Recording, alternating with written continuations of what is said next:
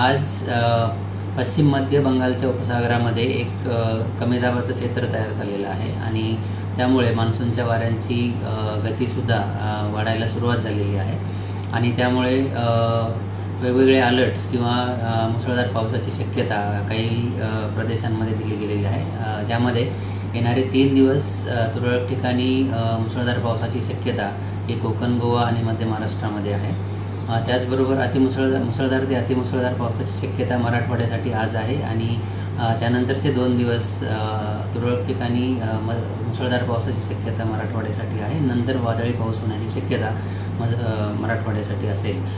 त्याचबरोबर विदर्भाचा जर विचार कराल तर येणारे 5ही दिवस मुसळधार ते अतिमुसळधार पावसाची शक्यता आहे। जर कलर कोडेड वॉर्निंग्सविषयी विचाराल तर येणारे 3 दिवस येलो अलर्ट हा मध्य महाराष्ट्र आणि कोकण, गोवासाठी आहे। त्यानंतर मराठवाड्यासाठी आजच्यासाठी ऑरेंज अलर्ट आहे आणि इतर दिवस येलो अलर्ट आहे आणि विदर्भासाठी 5ही दिवस ऑरेंज अलर्ट दिला गेलेला आहे।